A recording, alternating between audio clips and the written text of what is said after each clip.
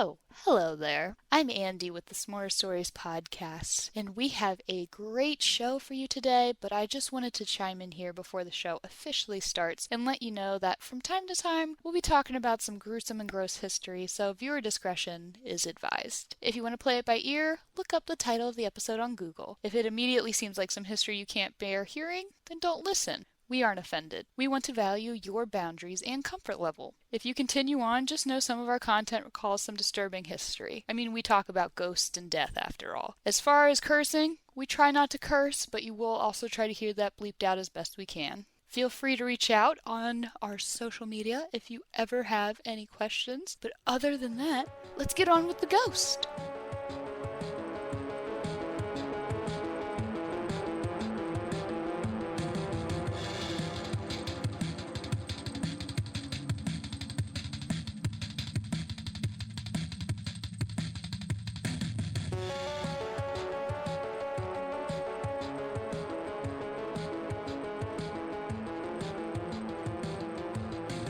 Welcome back to S'more Stories, Episode 3. Today we are talking about the haunting of Lick Road. I'm your host, Shay, and I'm joined with my co-host, Andy and Mantis. Hello. Hey. So, as I said, we are talking about Lick Road, which is in Coleraine Township, just outside of Cincinnati, Ohio. Cincinnati, Ohio is home of Skyline Chili, Cincinnati Bengals, the Cincinnati Reds, and Lick Road.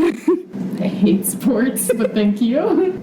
So, Lick Road, there isn't an exact, location to it besides of it being off of a more popular road, Kemper. The history of it is quite vague. There's many different different stories that we'll go into. It's one of the biggest legends in Cincinnati. If you ask anyone from around there, they have more than likely heard of the haunting of Lick Road. I feel like every town has a haunted road. I feel like I've heard, not necessarily the story you're about to tell a lot of times, but a lot of times of the, children, pushing things. You put baby powder on cars, or you'll see them push them. You know what I'm saying? Well, this is also known as a crybaby road and a crybaby bridge, as we will get into more later. So, yes, every town does seem to have a crybaby road and or bridge. Gotcha. So, Lick Road. Lick Road is home of many different legends, the most popular being the ghost of Amy. Now, Amy is a long-running story within this area.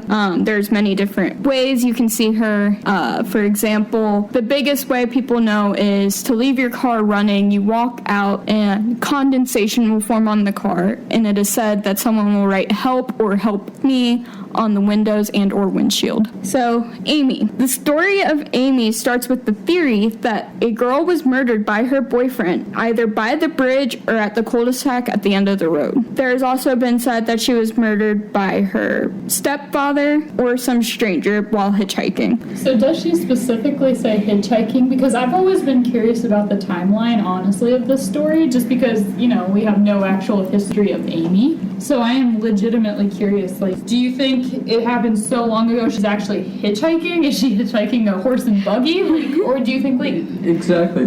Obviously, there is a lack of records dating back, even to the earliest parts of the 20th century. So beyond that into the past, it becomes even more questionable. Yeah, so we don't have any exact history on Amy. We don't even know if she was a real person. However, Amy was a popular name within the mid-70s, so I think that's where she got her name. So the theory of her hitchhiking isn't that far-fetched, if it was around that time. Interesting. Do you actually personally believe, do you actually have a time frame you think Amy was truly alive? If she was, if you actually believed in this ghost? If I actually were to believe in this ghost, I think it would probably happen in the early 20th century, so maybe 1920s. She's a flapper girl. Or even in the 1930s with the Great Depression. Maybe it was 1421. Yeah, random 1421, but Yes. I'm not sure the name Amy goes back that far. It might. You don't know. I'm sure there's variations that existed back then, and we've just made it more modernized. Fair. Sorry, we keep cutting her off, but this is also a very speculative history, so we like speculation. So, a little bit more about Lick Road. Lick Road comes to a dead end with two split-offs, one to the right and one to the left, both of which are gated off. The path to the right leads through a field. The path to the left leads to the woods, which brings you to the bridge that Amy is said to have been killed on. Not too long ago, one of the street signs on Kemper Road, just before reaching Lick Road, had Amy spray painted on it. So that kind of adds some eeriness, some like, who did this, why? Though I do have a random, because a lot of the sources that I also researched, they do come from a while ago. Do we even know if that's still there, or is that like something that's been... No, from what I've found, Corrigan Township has replaced the street sign. Oh, okay, so never mind. It's not haunted anymore. Her name's not there, guys. So, where did the legend of Amy come from? Please tell us. On the night of August 24th, 1976, Linda Dyer was hiking along North Bend Road. She was then picked up by two men. The next day, her body was found under the bridge on the corner of Crest and Banks Road. The autopsy revealed that she had been stabbed and strangled to death. However, where her body was found, there was a lack of blood, hinting that she may have been killed elsewhere. Many believe that she had been killed at the Richardson Forest Preserve, which is near Lick Road. Unfortunately, her exact location of death has never been determined, and her killers were never caught. So, yeah, actually we had a discussion, me and Shay, before we started recording this here, just about Linda Dyer and things like that. Sad, tragic story, as we all can imagine that just being murdered is tragic. But I think also I've heard the two guys picking up, that's just a witness. Like, that's not necessarily, like, that's technically speculation. Like, no one actually knows what happened. The only thing that I think they can prove is she had stab wounds and either hemorrhaging to her eyes, strangulation marks, like ligature marks, something. Because she was obviously not killing herself. Like, she was obviously murdered. We just have no idea the timeline. I heard that there was parties in, like, the north side area of Cincinnati that night, and somehow she ended up there. So I'm just, like, legitimately curious about timing. Either way, sadly, girl was found dead. Do you have any idea if she was, like, abused in any way or something like that? Is there any record on that? So I couldn't find too much on Linda Dyer herself besides the murder files, but as far as I know, there was no record of abuse or... Okay, so this is obviously where I also get into it, because I'm sure, like many of us, we like true crime. So, I don't know, it was fascinating to me that this story was never solved, and I found a couple of old news articles from the 70s all about this murder. First off, the 70s were wild, because they gave her full address, FYI. Like, they were like, here's Linda Sue Dyer, here are all her family members, and here's where she lived. By the way, it's a 2-bedroom apartment, and it seems like she lived with like 6-7 other children, so I'm like, ew. But besides the point, in an article I found dated on November 30th of 1977, it did note that Larry M. Ralston was potentially being considered as Linda Dyer's murderer. Now, he was a serial killer active in the area around the time. He was convicted, I think, of 5 murders, originally 4, and then they tacked on a 5th after he convinced people that he did that. And in the article I saw from the 70s, he was only being convicted of 4 at the time, and he was speculated in 2 others, Linda's being one of them. And so the other one, actually, the 5th one, he was accused of. But the 6th one, which was Linda's, was the only one in the original article that he was not accused of. So I think there's a good chance this might be like a serial killer type of deal. It could be Larry Ralston. I've seen some other speculation that other serial killers might have done it, but also I don't know if there's enough evidence for that. I mean, as of 2019, the case was still considered open, so they haven't considered it cold just yet. Oof. Or maybe they have reopened it as of 2019. But in the book I read, which is the Big Book of Ohio Ghost Stories by James A. Willis, it basically says that her case remains open. Yeah, no, it's super interesting. Also, the 70s, I don't know if you guys are familiar with true crimes, but the 70s were wild serial killers. Dangerous. I know. How did you And yet people still left their doors unlocked. Yeah, they're just like, you know what? Come in, Night Stalker. It was a drug-filled era, and I'm sure that was a big factor. Yeah, everybody was coked up. Let's go.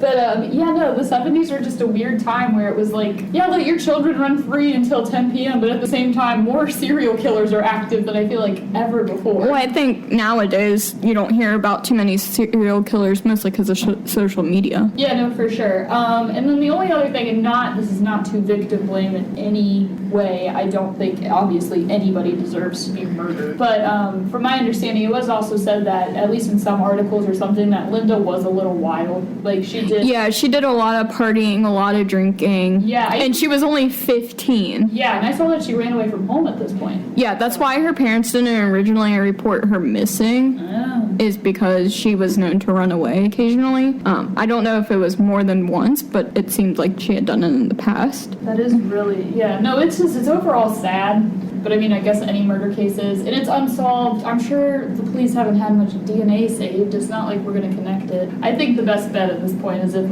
Larry Ralston or somebody else who's still alive even mentions that they did it. Like, we need a confession at this point. We're not going to get any evidence. I could be wrong, but I don't think we're going to get any evidence. I mean, I feel if there was DNA evidence, they would have tested it by now. Yeah, but I don't know how concerned they are about this case. Doesn't sound like they were too concerned, honestly. Yeah. Even though they found a 15-year-old's body underneath the bridge, you would think, oh, this is kind of serious. Yeah, but it sounds like at the time, I actually did take some notes on somebody who was connecting a ton of murders. I don't fully agree with them. I think they connected a little too many, specifically the ones where other people were convicted instead. Specifically this one girl who was shot. I was like, that doesn't sound like the MO at all. And she was also 12. She was a lot younger, sadly. But somebody has been connecting a ton of murders at this time, just proving that strangulation, very common, sadly. I mean, it's easy. And then knives, stabbing, that was also very common. I mean, do we know if... I couldn't find anything about Linda being essayed, but do we know if she was or if these other victims were? Well, I do have some of the other victims being essayed.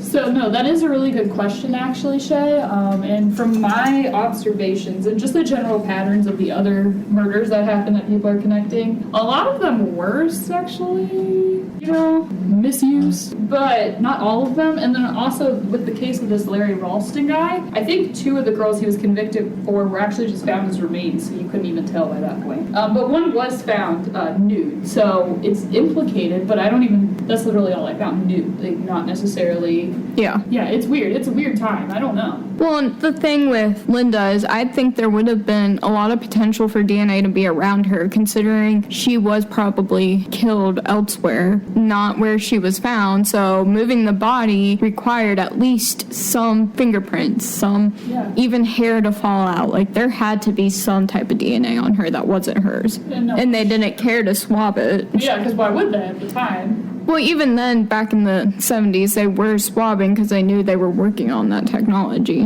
Yeah, no. I don't know. I'm going to guess they sadly just did not take her case seriously. It's just another 15-year-old who was a wild child. We hear this all the time, sadly, with, working girls, things like that. People just not caring because of reputation. Yeah. So that could be the case here, too. But either way, we do have a potential unrested soul. And also, if she was murdered by that serial killer, Larry Ralston, first off, as of 2024, he is still alive, and he's going to be on parole, or have a parole hearing in 2028. Hold on, he shouldn't even have the possibility for parole, considering he was convicted of 5 out of 6 murders. Yeah, I mean, he got the death penalty originally. I don't know how this parole thing works. It sounds like it's just a hearing to see if he's even applicable, But he shouldn't have been able to go up for it at all. Yeah. In my opinion. No, I mean, I agree, but either way, he's still alive, guys, and there might be a chance he'll be out. He'll be probably 80, but still. I don't care what anyone says. I feel if you kill that many people, you don't have any remorse. You did not change. No, you're probably a little unhinged if you kill more than one person. I mean, killing one person is bad, but at least sometimes we hear, actual cases. Well, and a lot of times they'll send, these convicted murderers through rehab programs, through the prison. And yeah, that can help, but I think you cannot kill more than 1, maybe 2 people. Mm-hmm. for it to actually be beneficial. No, I agree, and I don't think he's getting out, but there is a chance. Just love to let you guys know. Mantis, did you have anything to add? Well, I always think it's sad when considering the fact that usually, you're typically murdered by someone that you know. Oftentimes, we discussed this before, but sometimes you'll get a case where there's no connection at all. This could be a possibility, it could not be, and that's still kind of up for debate. I mean, I just watched a documentary on a case that happened earlier this year in May, and this dad did a murder-suicide, killed 3 of his 4 kids and his wife, leaving the youngest alive. And everybody was thinking, oh, maybe the wife and the dad got into an argument and the 2 older boys walked in on them and he shot them. But 2 of the 3 boys murdered were found upstairs while the rest were found downstairs. That's really weird. So that poor little kid, only 10 years old, has to live knowing his whole family was killed by his dad. So it is a good point to bring up that you are more than likely to be killed by someone you know. I agree, but then we also know, if this is a serial killers work differently. They don't normally murder tons of people they know, unless it's a family annihilator, which is different. But serial killers murder because they're crazy. Yeah, serial killers literally have something wrong with them. Just because they're literally getting pleasure in killing. Well, normally when, sadly, a husband kills a wife or wife kills a husband or something like that, there's usually an ulterior motive. We can identify the motive. It's not just you wanted somebody to die. You wanted life insurance, they were abusive, something. Yeah. But yeah, no, that's a great point to bring up. Is there a chance she was murdered by somebody she knew? Maybe. I mean, one of the theories with Amy is that she was killed by her boyfriend or her stepfather. Yeah. So Amy is also said to be linked to Linda, and over time, Linda's name has just kind of become Amy. For some reason. But yeah, Mantis, what were you going to say? You can never rule out, also possibility of people, friends or people that she knew maybe would have encountered at these parties, someone that she was at least well acquainted with. Yeah, and I think that is true. That's the other thing about living a little wild, sadly, is you do run into more than the average person, some crummy people. So there is a chance she'd have more than one person who would want to do something. I mean, it is said that Amy was at a party the night she was murdered, as we had mentioned, and she had gone back to get a jacket where she was asking around for rides before she decided to hitchhike, and she got into an argument with a couple people at this party. So who knows? It could have been one of them that had followed her into the woods, or even just a stranger hitchhiking, picking up hitchhikers. Or somebody hired a hitman. I don't think most people would hire a hitman to kill a 15-year-old, though. I probably would. No, I don't think so. Well, I don't want my hands dirty. Hello. I mean, you heard about that case where the wife hired a hitman to kill her husband, and the hitman ended up being... You're describing a lot of cases. Yeah, but there was video evidence of her, yeah. And there's video evidence of her saying, they're telling her, oh, your husband's dead, and she's like, what? Oh my god, yeah. That's why I only would go on the dark web. I mean, police are on the dark web, that's not out of question. I would hate to be that police officer. Oh my god, who's chatting with people on the dark web? No, so, I don't know, was there anything else we needed to touch on specifically in the murder? Did anybody specifically want to touch on the victims? May she rest in peace, because, whew, girl. Yeah, I mean, I can't believe it. Sadly, she was just too young. Sadly. Really. Regardless of her partying and not. Oh yeah, no, this is why we say no one deserves to. The 60s and 70s were also a party age. I think Mantis mentioned it earlier, drugs and drinking were a big thing. So it's always possible that there's a deeper history around there. We don't know who Amy is. We don't know if that's connected with Linda. Obviously, those stories kind of run parallel. It seems like they have a common theme to them. But Amy could have been someone from out of town, maybe not very well known. She could have been someone missing from a different city, different area, maybe even a different country for all we know. So you kind of wonder where the lines kind of begin to diverge and where they really start to make their own unique stories and try to pinpoint if they really happened or not. No, and I think you bring up also just another valid point that we just want to end it on, I think, specifically in the terms of Amy, because yes, she is an urban legend, and there's no real proof at this time to prove that she ever existed, but there's also really no proof to prove she didn't. I mean, there are a lot of murders that happen where bodies aren't actually found, where they've been buried and now their remains. It's just, there's things that can definitely go unfound. So this is definitely a possibility, but we also have to just let you guys know it's a legend, but also we can't rule it out. I mean, we didn't go through the test with a metal detector. I mean, we don't even know how old Amy is. We don't know what century, if she's even from the 20th century. Because all these theories started running around like the early 80s. So they've been going around for 40-ish years. Which weirdly still just connects her more to Linda, because Linda exactly died in the 70s, like mid to late 70s, being in 1976. And you never know. I kind of, going back to the party thing, maybe they somehow met at a party. You just never know. No, I agree. You can meet tons of creeps at a party. What if she even just, I don't know what she was doing. Or what if with Amy and Linda.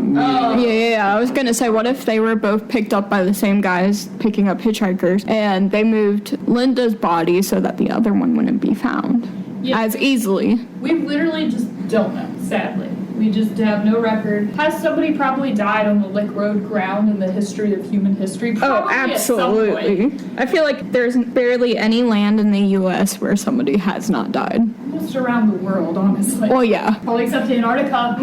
I'm sure there's been at least 2 people to die down there, but not the whole land.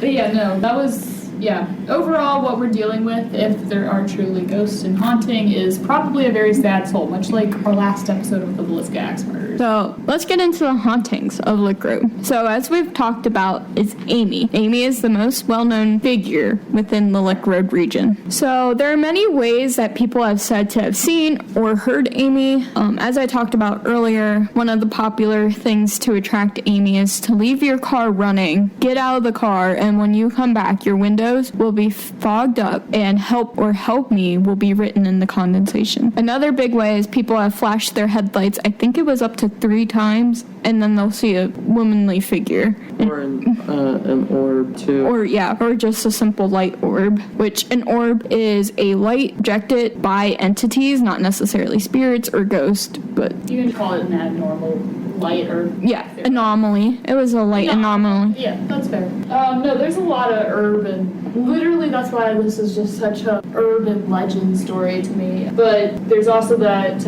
what's it called, like the sighting of like going onto the small wooden bridge. And for some reason, even though I haven't seen that many stories that she was like pregnant or anything, but if you go to the bridge and shout, "Amy, I have your baby," that also apparently summons her, so that's a thing too. I mean, it could also be, if this is Linda going by Amy, she could have been pregnant, hooked up at one of these parties, and just found out, so no one else would have known. Or just even Amy. I don't even think it has to be Linda. Well, yeah, I'm just saying if she was connected to her. No, it's weird. I also think that's the weird part about this case in general, is the story is just almost anything. But the only conclusive thing is, has anybody found anything else haunting Lick Road aside from just Amy? Like, is that what you guys have also found? I've only found that it was Amy. Yeah. So whatever this is that people have heard, seen, they definitely only have contacted one spirit. Yeah, Mantis, have you seen anything else? No.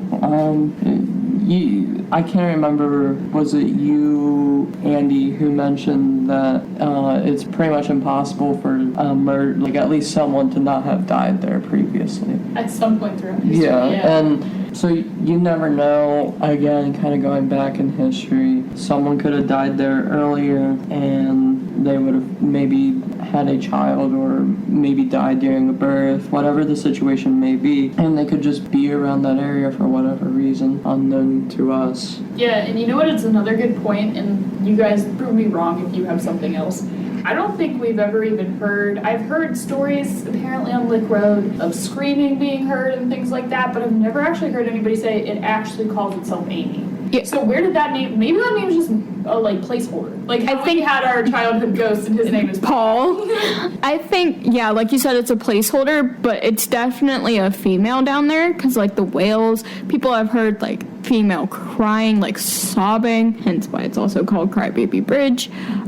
They have also said if you go into the woods onto the bridge and you sit there, and then once it reaches 3 o'clock, the witching hour, things start to rustle and move around more so than just like the wind. So footsteps, from what I've read. Was there any additional sightings? Like specifically, like I know we mentioned the window fogging up, we mentioned the headlights, we did mention that screaming can sometimes be heard, the summoning while shouting at her. Yeah, was there any? What else? Well, one other sighting I read, and forgive me, I have forgotten the name of who said this, but it was on one of those old 2006 forums. Oh, there was a lot of that looking this up. Yeah. It hasn't been researched since like 2005. Literally. But one of the stories on there is this guy was turning down the road with a bunch of his buddies, and they see this figure, and they're like, oh, it's just one of the residents, because there are still houses near this street, still private properties on this street, so it could have just been one of the residents around there. As they get further down the road, he sees headlights behind him, just following him down the road, and then they pull off into a driveway, because they feel like they were in danger of being followed, and there was no car, the headlights are gone, they don't hear anything, and then they heard a scream in their car. That was the most I've heard that wasn't Amy related. That's weird. I will also say, and I know we'll probably get into this when we just talk about the logic of it in a little bit, but from my understanding, the road also is kind of patrolled by police. Because of those woods, there are some people who just kind of chill out there.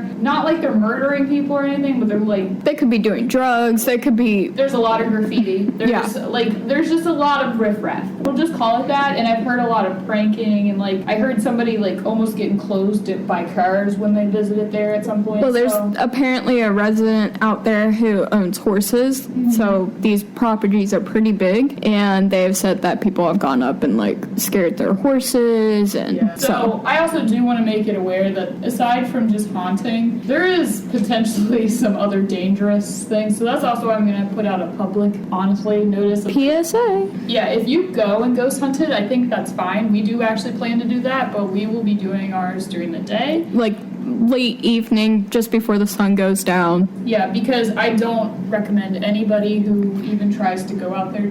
I just wouldn't risk it. You can go if you want, and then also you can elaborate on this a little bit more, but it does also just to let everybody know the woods are private property, so you can get accused of trespassing. So the Richardson Nature Preserve or Forest Preserve, it has gone by both. There is a public trail that goes through it. I found it on alltrails.com. Not sponsored. Because I was looking it up and I was like, oh, I didn't know there was a trail here. It's very small. It does lead to the bridge. It is public, but everything else surrounding that is private property. So as long as you stay on the trail, you'll be fine. And honestly, the trail, since it does lead to the bridge, that is where most people have seen and or heard Amy. So yeah, go on that trail. Just don't go off of it. Don't. We cannot encourage trespassing. Yeah, we're not trying to get y'all in trouble. But yeah. Mantis, did you have anything to add about the area? Have you ever heard anything about either the ghost sightings or just the area in general? I don't know too much about the area specifically, but if it is dangerous, make sure you keep something, like have something to keep you safe at least. Pepper spray. A gun? No. We don't support gun violence. Gun safety, guys. Well, that would also be so bad if like one of the residents is just walking down like, hey, you kids, what are you doing? Hold on, why is it a shotgun? Traumatic effect. Not even just a regular handgun, no, a shotgun. Sorry, it's actually a rocket launcher. A flamethrower. Made it in his garage and he's like, the drug dealers won't get me. And it's like, no. So yeah, if you guys do plan on going to Lake Road, just be mindful that it is surrounded by property still. People still live there. You can go ghost hunting. Most people don't have a problem with you doing that around there. Just be mindful of all of them. And don't park in anybody's driveway. Yeah, so Lick Road comes to an end. It's a dead-end road, and most people have described it looking like a parking lot, so just stay on the street. You'll be fine. Okay, so I would say moving on to just the next topics. We covered all the sightings, basically, that are commonly seen. Here's just kind of the portion of the talk where we like to try to logic it out, where even if we truly believe, like, it is haunted, we try to make logical sense of what's happening to other people. So I don't know if you had anything to start, Shay. I mean, I think the most logical thing is, honestly, the murder of Linda Dyer. So it could explain events, not necessarily meaning it's haunted, but as we covered before, residual energy. Something traumatic happened there, so it could just be those woods replaying it. But I do think Linda Dyer was killed in the Richardson Nature Preserve and has proceeded to not find peace. I don't know if she was actually killed there, obviously. I'll say the logic that I came up with, and you guys can definitely debate, jump in as needed, is a lot of these ghost hunts are very unprofessional. They're not using, it's very urban tale, it's very let's freak out our friends. It's basically like we're not going in there with EVP recording devices, no EMF, no spirit box, nothing that we typically use for actual paranormal research is being used here. So I do think that's technically an issue with logic. I don't want to discredit anybody, and I don't mean to, but I'm just saying almost every single investigation that happens here is technically not professional. I mean, I did find an audio recording of someone using an actual EVP, and they have heard crying on it. So that is one of the more logical, professional ghost hunters in the area, but that was the only one I found. Yeah, when it comes to like urban legends, sometimes people use it to scare people away from a certain area, sometimes, or even attract an area. If you look at I'm going to bring up kind of our spooky spotlight, but if you look at that, we've had actually 2 posts where there's a fabricated story just to attract more attention to these places. I like it. I like the mention. And to kind of really think about it, sometimes maybe there's something there that people want, that someone wants to attract other people to, or maybe they want to ward those people off. I mean, I did find an article of the top 15 haunted places in Cincinnati when I was doing this, and this was in the top 3. Okay. So I do think, like Mantis said, it could be drawing people to say that it's haunted. And this is also, that actually is a very good point, because it brings me into my next point, which is just a lot of people who go there describe how as soon as you get out of your car and you're vulnerable, basically, it's a creepy atmosphere. So I actually did a little bit of research on what makes things truly creepy to humans, and just what I found was that basically there's something called agent detection, and this is just a very good term to know, I think, in general. So agent detection is, in summary, survival of humans without knowing something's there, but presuming something is there to basically hurt you. So I think, honestly, you're in the woods, there's woods, the road is not very well lit, it's just, it's more rural, it sounds like. So it's it's gonna give you these creepy vibes, because as a human, as an animal, as prey, you feel like prey. You can't see every direction, you feel uncomfortable, because literally you don't, it's like a fear of the dark. You don't know what's there. It could even just be a raccoon, and it would scare the crap out of you. Well, I think with that headlight story I brought up earlier, there are no street lights on Lick Road. I forgot to mention that. None. Ew. Absolutely none. So seeing headlights behind you, you would definitely notice that. So I think that's what makes that a little bit more credible, but also it's just a story, so there's no actual proof of that. Well, and it also doesn't mean that something wasn't reflecting. You can't absolutely. And obviously, legends, pretty tongue-in-cheek, they go through so many different people, and the tale always gets distorted somehow. So there's really no way of determining the truth from fiction. I mean, that's why we have 3 different stories of how Amy came to be, so. Yeah, no, the unsure history is definitely another issue just with this, haunting. It doesn't make much sense if it's actually truly ghost. And I always say this, and I'm going to say this in every story. I don't necessarily think ghosts are dead people. We have a big correlation between that. or at least it's what we suppose. But I don't think that's always the case, necessarily the case, yada yada. So even this might not even be a dead person. Why do we need the history? But the history does help support the idea of why an area might not feel great to other humans, and that's just why I'm bringing up the creepy feeling. Like one of our last episodes, I bring up like eerie, not feeling good, because it's like you have an incentive to know what happened there. Well, this one's more like you literally, humans respond emotionally to their surroundings, and when they aren't allowed to be the predator, because humans are very much predators, when we have to be the prey, we get very scared. Very vulnerable. Yeah, very vulnerable, very cautious. I've also heard many of the other like podcasts I've listened to mention woods as a whole. So if there are too many trees near each other, it can open a portal to something. It sounds foolish to me, honestly, but I guess in this case it's not out of the ordinary. It could just be a cross-dimension portal opened slightly. I mean, the woods are a weird place. You don't know who might be in those woods. For all we know, now this is going to sound really ridiculous, but there could be like a pagan ritual opening something. Well, I mean, we even talked about just like drug dealers and riffraff. Like, Yeah. they could be hanging around there. So, like, yeah, no,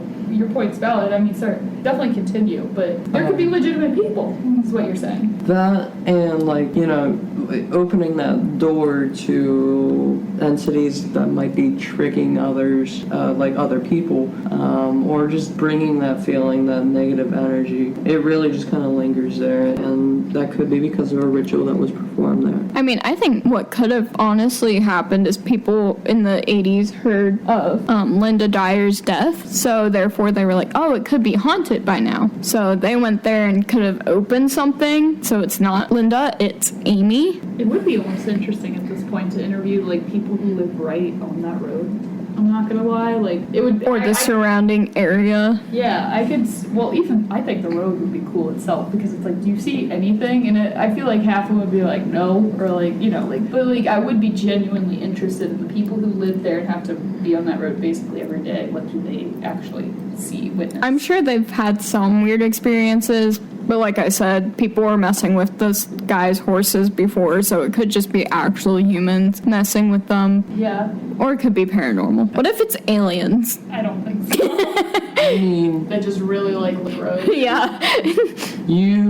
I feel like it's almost hard to not have an experience, especially if you're kind of like, either you're on the fence or you're a diehard believer about a spiritual world. I feel like it's hard to not at least have an experience where you're just like, I think this was paranormal. Well, exactly. And this is also what I just debate from a literal scientific point of view. And this is just something I learned in college and things like that, is even for the scientists out there who think they know everything, you literally can't. There is, as my one professor put it, there's no proof of mermaids, and we can always believe that there's not. But then one day, if a mermaid washes up on shore, we have to figure out what we're going to do. Like, gravity is a law. Gravity is working, and I absolutely believe in gravity because it's obvious. It's a law. But one day, gravity could randomly stop working, and we now have to figure out how to redirect our thinking. So, A new form of life. yeah, I think, and that's also my issue with the paranormal in general, and this is my issue with people automatically assuming it's dead people. I think paranormal is a perfect way to put it. It's not normal. That's what I think, and I think that's why I think it's healthy to go into ghost hunting, know that there's a healthy level of skepticism over what exactly you're communicating with. Honestly, asking how, asking why, like even to yourself, like why does an EVP recorder work? With you kind of bring up scientists and kind of connecting that with, I want to say a paranormal investigator, but it always feels stupid to say that. But no, like, what do scientists do? They do the scientific method, some bullcrap from grade school. Okay, yeah, sure. I love that you're looking at me. Well, I feel You're like a resident scientist, but Miss Biologist. If only you guys could see what I'm wearing. you have to come in with a question, with a hypothesis. And you don't always know that. Sometimes it has to be wrong. Yeah. I mean, there are some scientists out there who just study the paranormal. It's not big though, and that's It's why not. that's also why I like to talk about it. And like, usually when you have a hypothesis where you're looking for that answer, you're doing this to find the answer to what you're looking for. I know that's just kind of regurgitation, but you got to kind of do that same thing when you're investigating anything out of the ordinary. You got to have that set, like, I don't really think it's this, but if it is, I'm interested to learn more about it. Yeah, and that's why I've always said I don't love people who just purely believe in ghosts, specifically being dead people, but or specifically just believing in ghosts. I don't love people who have 100% faith, but then I also don't love people who have no faith, like who are like, it just can't. See, I'm open-minded. I believe in ghosts in the point of it being fun to believe in, but I also think ghosts can mean more than one thing. Do I think some of them are dead people? Yeah, absolutely. But it could also be a ripple in time. It could be cross dimensions. Like, we don't know what it is. It could be invisible aliens, for all we know. Like, we could just all be literally insane. Yeah, I mean, legitimately, I've heard literal records of puberty being able to affect poltergeists. Like, people going through puberty are more likely to have just weird electromagnetical biochemical energy, and that can affect books falling. It's weird. And also, I don't know how true this is, but there's something that I once read about children up until like the age of 6 or 7 are usually a little bit more connected to the paranormal world, the spiritual world, than most people are. That's why they always make the creepy kid in movies draw something. Don't you love the family drawings in movies where it's like, this is me, mommy, and daddy, and what's that black mass behind this child? Well, it's also said, like, cats and dogs are very in tune with the paranormal world, too. Cats more so than dogs, from what I've heard. We have some resident dogs right here, so. My little puppers. But yeah, I've heard that cats are way more in tune with seeing paranormal activity. Like, we've had a cat in the past. There was one time we were playing with her. Say her name. Oil. We were playing with Oil, and all of a sudden she stopped what she was doing, looked into our dining room, hissed, and then ran away. No idea what she saw, but... Can't forget the time you two both heard Andy's name called by our mother. It was my name. Oh, it was my name. Shay's name, sorry. But they both heard it, ran to our mother, and nobody was there. Well, she was there, but she said she didn't call us. Oh, no, Mantis just confirmed we're related. Oh, no. I'm kidding. I don't want to be related to him. I won't. But yeah, no, like, I also want to always phrase ghosts as paranormal, because I think the literal definition of normal and paranormal is just outside of what's normal. And I think you are, no offense to anybody, just not... like, actually thinking correctly, like, with an open mind, if you say that there is nothing that you cannot explain. Because if you were also the same type of person to say that you believe in aliens, but they haven't visited, but you don't believe in ghosts in any form, I do find that a little hypocritical. See, I've been trying to get my significant other to open his mind up to ghosts, but his mom kind of ruined it for him. So did my significant other, but we've talked about it a lot, and it's just you have to phrase it like you have no way as a human of knowing everything, even if you are super smart. And I know a lot of scientists, because they do think very highly of the knowledge they've been taught, and they absolutely should, but at the same time, we have to all admit there are things we just don't know. We can't explain. It's hidden right under our nose, and we just don't know it. Yeah, we can't explain everything in the universe. And we never will. Feelings are far different than what we can ever describe. Sure, we have psychology to kind of really go into the mind, but some feelings are almost undescribable, and some you can't even really relate to another experience because of how it seems, so there's really no explanation for that. Haven't we only explored like 2% of the oceans or whatever? Like, we haven't gotten below much of surface level of that. We actually have more of the moon's surface. Yeah, we know more about the moon than we do our own oceans, which is insane to me. So, of course, we're not going to know everything about our universe, but it's like scientists, at least some of them, not all of them, need to be a little bit more open-minded. And this is also just, and not to just throw certain people under the bus, because it's not just scientists, but Oh, yeah. Not to throw skeptics under the bus, but it's true of the other end. I've now gotten into a point where so many people just ghost hunt for funsies. They ghost hunt because they want to talk to certain people. They play certain relatives. Things like that. I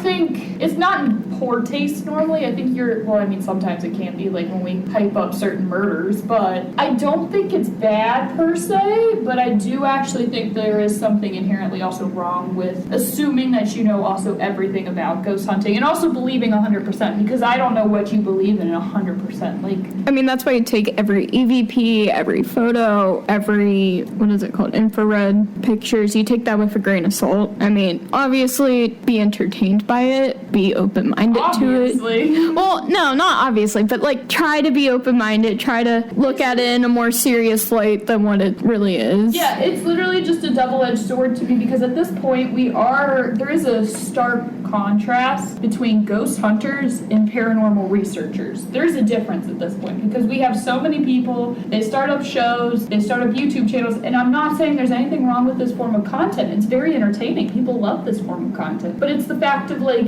it's your way or the highway. And you're basically, to me, being just as bad as skeptics. You're being just as not open-minded as skeptics. Because guess what? It could be nothing. What if we all just have some weird subconsciousness to our own brains that are all attached? Like, we have to explore the options. And that's my outreach to ghost hunters who specifically have basically lost sight / never really actually have the sight of actually researching it and find it fun. It is fun. I get it. Ghost hunting is super fun. But it's like, I want more people to come at it in a mindful way. Like, you don't just hear a bang in the night and immediately go, that's a ghost. Right. It could be a lot of things. It's your house settling an intruder. I mean, maybe. Well, I mean, I spend a lot of my time when Spider-Man, yeah. When my significant other is at work, because he works like nights, he works night shifts, I'll watch like videos on YouTube of like all these hauntings and stuff. And yeah, granted, most of them are faked for views, but they're still fun to watch and try to believe that, oh yeah, this could actually happen. No, I don't not entertain those perspectives. I just also want to warn people out there that with the increasing amount of interest in ghost hunting and stuff, it is fun, but let's not get that confused with actual research, because at this point, that's not research. You're having fun at the expense of ghosts. Like, and Again, keep it like the scientific method. Well, and if ghosts are really dead people, you have to be respectful. It's an unrested spirit more than likely if it is a dead person. Well, from our observations of ghost hunting. Yeah, it could be a very unrested spirit. However, just be respectful. I mean, don't ask how it died. Well, and I'm also a believer of not putting information in the head of ghosts, and this has happened a lot. I may or may not have mentioned this in past podcast episodes, but it's so true. I don't think that, once again, we're presuming ghosts are dead people. What if they're not, and now you're feeding something information continuously that just likes to talk? So now we're getting technically nothing real in terms of evidence. We just get the evidence of, like, something can repeat.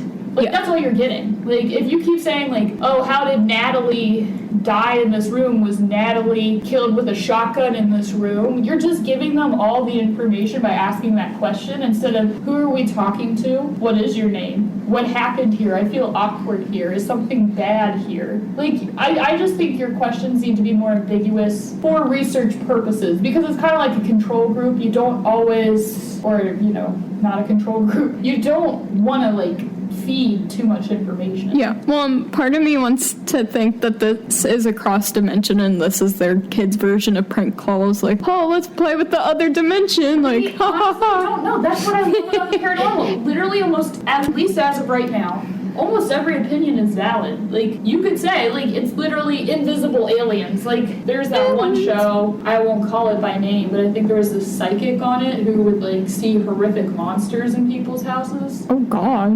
And there are shows out there that exist that it's like, maybe it's just monsters. And for all we know, it could be. You literally have no idea. It could be monsters, it could be dead people, it could be spirits of the unborn who were never actually born. Like, And unfortunately, I don't think there's going to be a way to prove this. yeah, no, I think these are just valid concerns. So that's half the reason why I just wanted to start this podcast in general, was to legitimately, because I don't feel like enough things do this anymore. They're just trying to prove who died in this house. They're not trying to prove what this thing is. is. And I think that's a big pivotal part of the research that we are missing out on now. Yeah. Do we need to bring up any more logical? I do have one more. Hurt. Sorry. No, you're good. So this is actually just some speculation I saw online that the EMFs around the area are crazy. So if you don't know what an EMF is, it's just an electromagnetic field. It is said that humans feed off of electromagnetic fields. Basically, the whole planet kind of does. It's what can cause like tectonic plates to shift. It can cause natural disasters. Either way, it's just a force of electricity and energy. A lot of people say it affects Lick Road. A lot of people say that that's what's happening there. It's not actually even necessarily paranormal. It's just crazy amount of EMFs.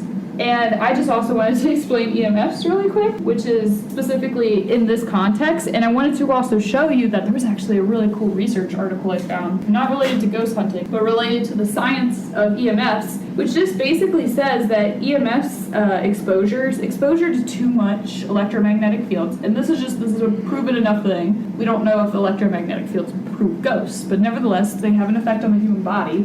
And EMFs exposure can actually lead to chemical effects. Sometimes this can cause the deterioration of oxygen molecules, O2, which makes up ROS, which is reactive oxygen species, which can then damage all of the key macromolecules in your system. This is proteins, lipids, carbohydrates, nucleic acids, all the things that basically make up your biology can be re-altered by EMFs. So if you sit in an area with EMFs too long, there's a chance your body's actually going to literally deteriorate. So is it like radiation poisoning?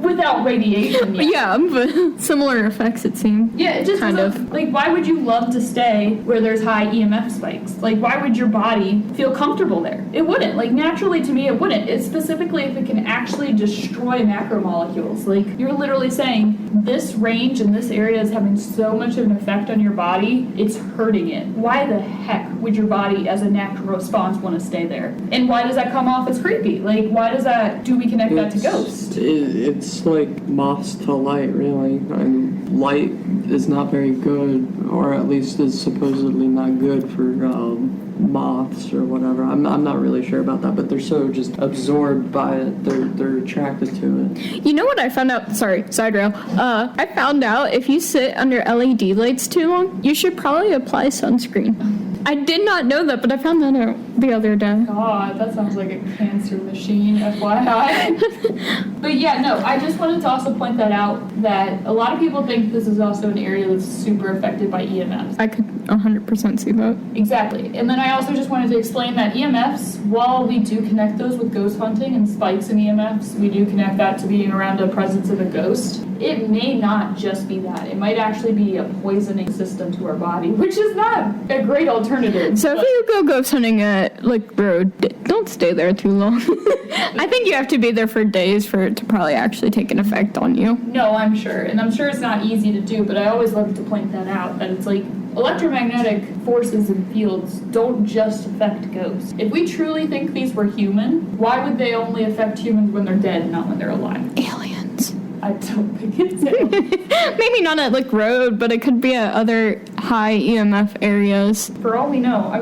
We don't know what kind of energy aliens would bring, but yeah. And then we're also missing out on the phenomena in general. Why would an EMF be high there? Right. I didn't really look into that, and maybe there is an absolute explanation for why, aside from geography, I'm sure. But that wasn't directed at you, Mantis, our local geography expert. I was just directed at somebody who replies to it saying, well, obviously, just know the map. Well, geography and topography would really come into play with that. Yeah. Because obviously, I'm not really sure how many hills there are, how many bodies of water there are near it, but that can always play an effect in how things are perceived. I know Lick Road has a creek run through it.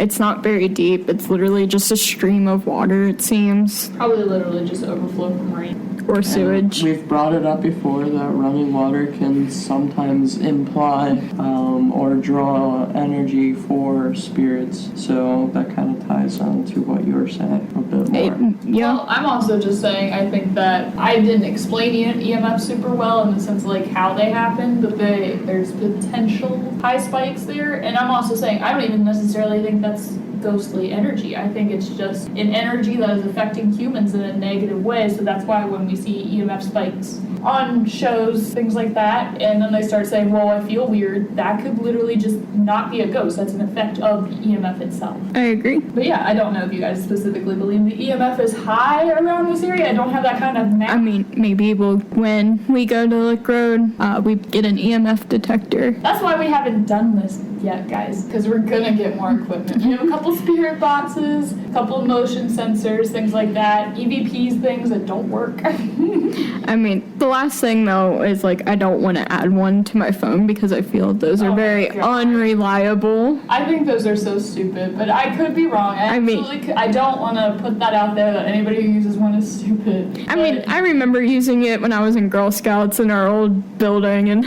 getting scared because it said like water or something. Yeah, I'm sure it says a lot of things. Like, just randomly, too. Like, Yeah. I feel like I had one on my phone as a kid, and it would just keep going. It's like, apparently things just talk nonstop. I mean, apparently there was always one on our porch every time I used it at home. Or in the dining room. Stupid. Either way, I don't necessarily believe those apps have any validation, but I could be wrong. But it is fun to just get a scare out of it. Yeah, but that's also what I'm saying about ghost hunting. No, I get it. I don't love ghost hunting just to get scared, I mean, I do. per se. I think go through a haunted house. Like, That's literally like an adrenaline factor, like, yeah, a haunted house. Yeah. Or with roller coasters. As much as I would cry. we know. Okay, so my last question for you, Mantis and Andy, is do you think Lick Road is haunted? Mantis, why don't you start? Very well could be. I'm on the fence. There's just not a whole lot to really base any good claims off of it. To me, it feels like kind of like a what would be the kind of like an urban legend, and we just kind of associate this story right away with, all right, this has to be a ghost because we can't see it, and we can see it, put that in air quotes, and we can maybe technically feel it, but we can never truly actually experience it. Andy? And my thoughts are basically, a long story short, no, I don't actually think it's haunted. I obviously not saying that with certainty because I'm annoying and I always have to be gray, not black or white, so it's not going to be a solid no. And this is one of the few times also for the podcast purposes that we do plan to go and investigate this place, but it's going to be after. So in future podcasts, stay tuned. We'll probably investigate first and then come back to you guys with stories and details. This is just a no for me because I don't think they're... It's going to be a no for me, dog. Thank you. Randy Jackson. Huh? No, sorry. Okay. He said that in an interview, like, or something. Some girl was like, "You can teach me how to sing," and he's like, "Huh?"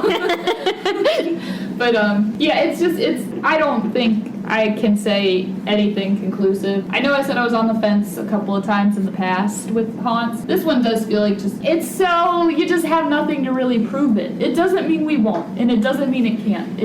I'm gonna say no, and I agree with Mantis also on just the fact of like exactly what I was saying earlier and what he also restated just basically now is sometimes it's just like maybe you feel generally creepy out there. Like it's just woods. It's woods and farmland, so... Yeah, your feelings are heightened, your emotions are heightened because you don't know what everything is around you, specifically if it's dark out there. It could be a person that just comes up and grabs you.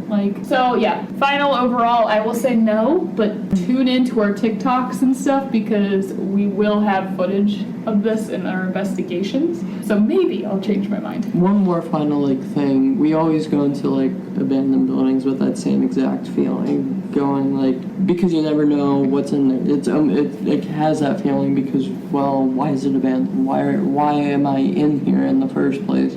Usually when we're in a building, there's life to it.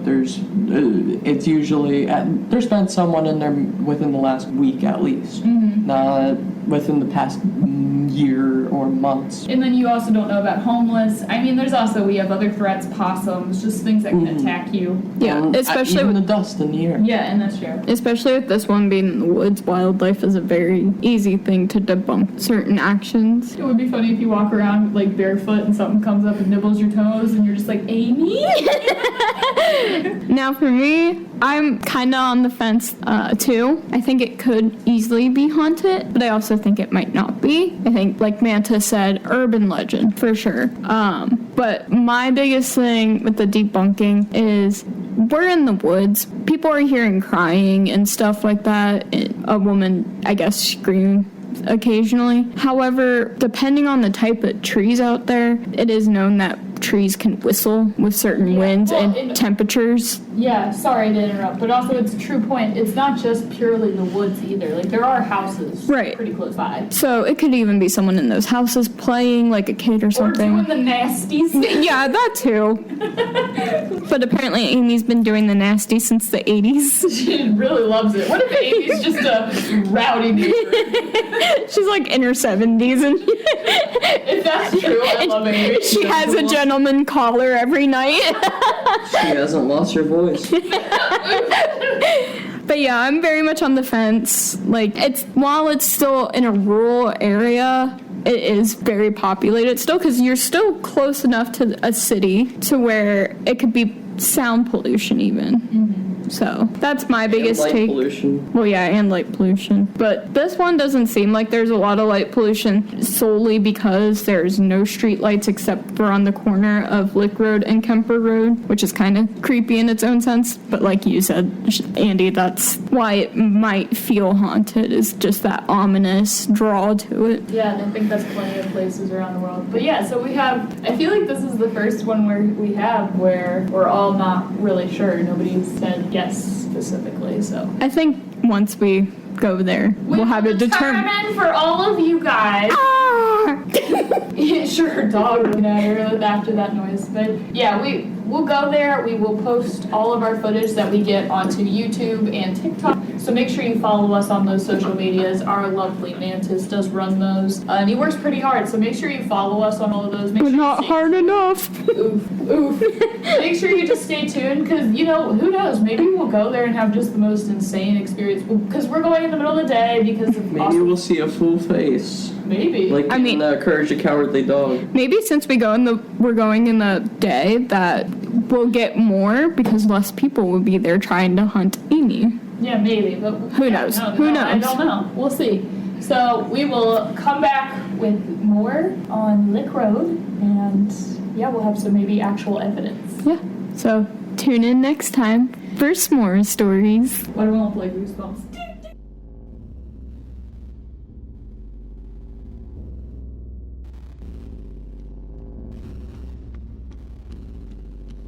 And a very special thank you to our editors, Andy and Sam, as well as our host, Andy, Shay, and Mantis. We couldn't do it without any of you, and thank you for listening.